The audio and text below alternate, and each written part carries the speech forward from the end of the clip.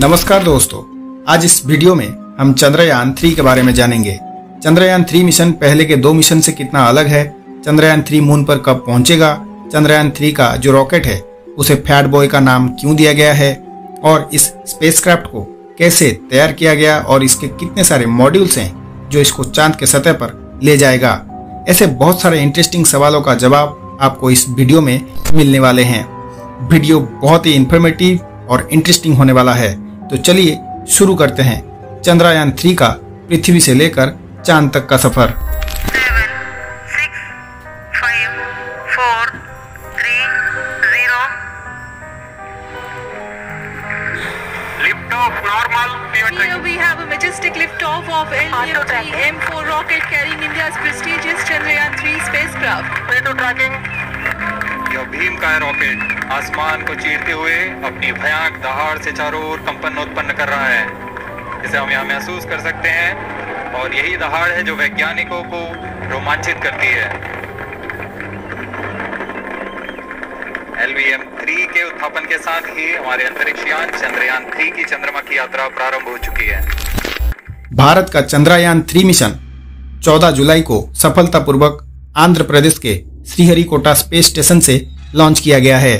अब चंद्रयान 3 स्पेसक्राफ्ट को मून तक पहुंचने में लगभग 42 दिन लगेंगे और ये मून की सतह पर सॉफ्ट लैंडिंग करने का प्रयास करेगा। $75 मिलियन के बजट से तैयार ये मिशन फैट बॉय LVM-3M4 यानी लॉन्च व्हीकल मार्क 3 रॉकेट का उपयोग करके और कई साइंटिफिक इंस्ट्रूमेंट्स की यूटिलाइज करके चंद्रमा की सतह का स्टडी करेगा। चंद्रयान 2 के असफल प्रयास के 4 साल बाद चंद्रयान 3 अगर सफल सॉफ्ट लैंडिंग करता है तो भारत को अमेरिका, रूस और चीन के बाद ये उपलब्धि हासिल करने वाला चौथा देश बना देगा। चंद्रयान 3 को लगभग 3.84 लाख किलोमीटर की दूरी तय करनी है। चंद्रयान 3 स्पेसक्राफ्ट द्वारा ले जाए गए लैंडर 23 या 24 अगस्त को चंद्रमा पर सॉफ्ट लैंडिंग करने की उम्मीद है। डिजायर्ड पोजीशन पर पहुंचने के बाद लैंडर मॉड्यूल मून के साउथ पोल रीजियन पर सॉफ्ट लैंडिंग के लिए उतरना शुरू कर देगा। मून के साउथ पोल रीजियन को इसलिए चुना गया है क्योंकि मून का साउथ पोल नॉर्थ पोल की तुलना में बहुत बड़ा है और इसके आसपास स्थायी रूप से छाया वाले क्षेत्रों में पानी की मौजूदगी की संभावना भी हो सकती है।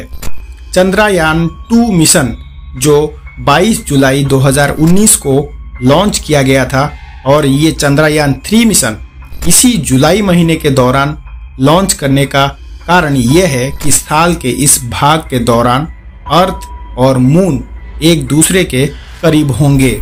आइए जानते हैं LVM-3M4, फैट बॉय और GSLV मार्क 3 क्या हैं। सबसे बड़े और भारी LVM-3 रॉकेट जिसे पहले GSLV मार्क 3 यानी जियोसिंक्रोनस सैटेलाइट लॉन्च व्हीकल के नाम से जाना जाता था।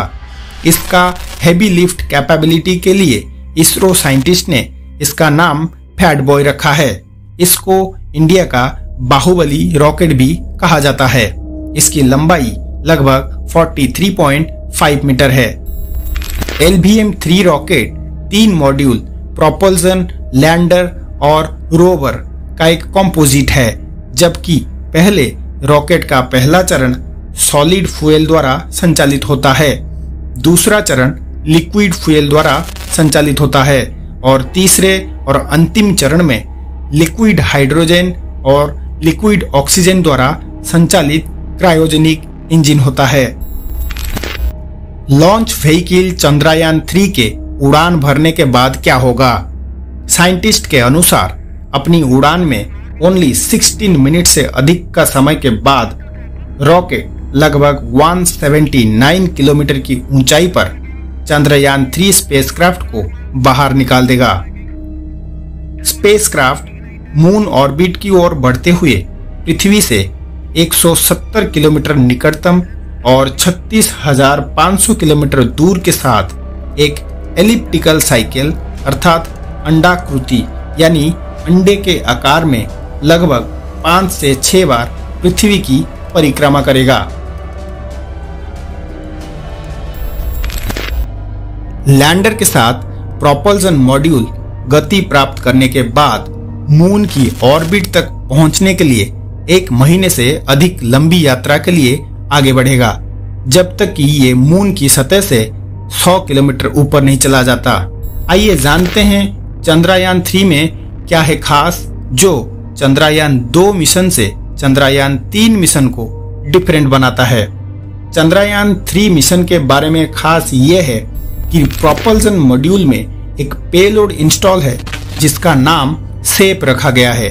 इसका मतलब है स्पेक्ट्रोपोलरिमेट्री ऑफ हैबिटेबल प्लैनेट अर्थ, जो अर्थ से लेकर मून ऑर्बिट तक का स्टडी करेगा।